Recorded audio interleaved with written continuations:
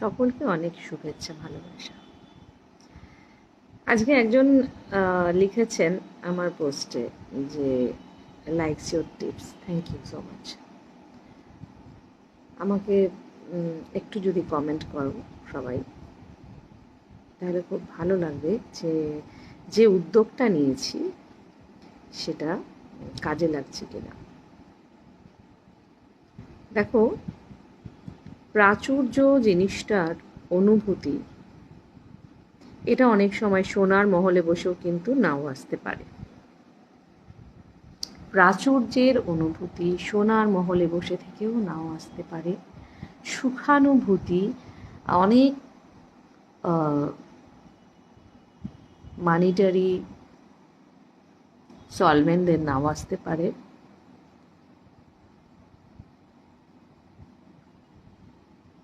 জীবনের best feelings, তুরীয় যে feelings হয়, তুরীয় মানে ইটস লাইক যে হ্যাঁ, এই তো আমি সব পেয়ে গেছি। এই ফিলিংস কিন্তু অনেক মেটেরিয়ালিস্টিক জিনিসপত্র, পার্থিব জিনিসপত্র থাকলেও নাও ফিল হতে পারে।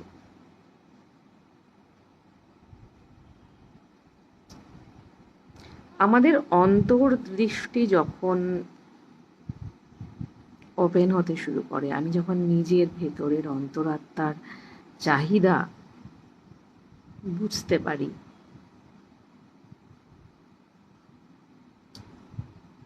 আমি কিছুর প্রতি, কারো প্রতি প্রেম অনুভব করতে পারি। প্রেম অর্থাৎ তার প্রতি গভীর সহানুভূতি এবং গভীর একটা ভালো চাওয়া, গভীরভাবে ভালো চাওয়াকেই তো আমরা প্রেম বলি। এবং একাত্ম হতে চায় মানুষ তখন, তার সাথে পেতে চায় নিজের করে। সেই জায়গাগুলোতে যখন আমাদের সামাজিকভাবে বাধা আসে, বা যখন আমরা অনেক কিছু বেশি চেয়ে ফেলার পরে সঙ্গে সঙ্গে সেটা পাই না, আমাদের মধ্যে এক ধরনের নিরাশা কাজ করে।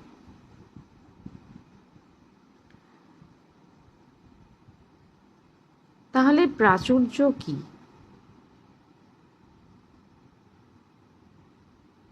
ভীষণ একটা বড় প্রশ্ন না? প্রাচুর্যটা আসলে কি হতে পারে? আমাদের এখনকার দিনে আমরা প্রত্যেককে মাপতে থাকছি তার কতটা অর্থনৈতিক ক্ষমতা, সেটার উপর, বা আর্নিংস কতটা। আমরা এই দিয়ে মাপি না কাউকে যে এই মানুষটার বুদ্ধিমত্তা কতটা, ইন্টেলিজেন্স কতটা, কতটা সৎ, কতটা ব্যালেন্সড, কতটা পরের উপকারী, পরের জন্য ভালো ভাবনা রাখে। এসব দিয়ে কিন্তু আমরা মানুষকে জাজ করা বন্ধ করেছি, কারণ অর্থটাই ভীষণ বড়োভাবে এসে দাঁড়িয়েছে সব কিছুর অ্যাচিভ করার জন্য চাবিকাঠি হিসেবে। কিন্তু প্রাচুর্য, একটা সুন্দর মন, একটা বাচ্চা একটা সুন্দর মন নিয়ে জন্মেছে, সেটা তার প্রাচুর্য।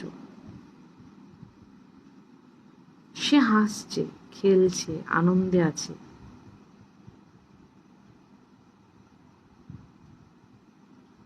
এটা তার প্রাচুর্যের ফিলিংস। একটা বাচ্চার কাছে কিছু নেই, অনেক কিছু নেই,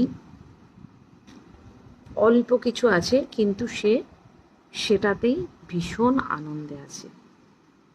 এটা তার প্রাচুর্যের ফিলিংস। একটা বাচ্চার কাছে পৃথিবীর সমস্ত খেলনা আছে, তবু সে সন্তুষ্ট হচ্ছে না। সেখানে অপ্রাচুর্য রয়েছে, আর্থিকভাবে প্রাচুর্য থাকা সত্ত্বেও।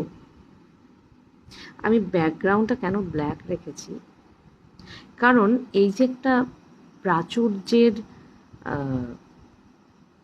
ভীষণভাবে আকর্ষণ, এটা আমাদের অন্ধকারের দিকে ঠেলে দিতে থাকে। তোমার কাছে এক বস্তা মোহর থাকতে পারে, কিন্তু তুমি সেই প্রাচুর্য ফিল না করতে পারো। তোমার কাছে একটা মোহর থাকতে পারে, তুমি ভীষণ প্রাচুর্য অনুভব করতে পারো। অন্ধকার থেকে আলোর দিকে যাওয়া, সেটাই হচ্ছে প্রাচুর্যের রাস্তা। এই আলোটা হবে মনের ভেতরের আলো। অর্থ আকর্ষণ করার ক্ষমতা আমাদের মধ্যে ইনবিল্ট আছে, প্রত্যেকের মধ্যে আছে। আমরা প্যাসিভ প্যাসিভভাবে বা অ্যাক্টিভভাবে প্রত্যেকে অর্থকে আকর্ষণ করতে পারার ক্ষমতা রাখি।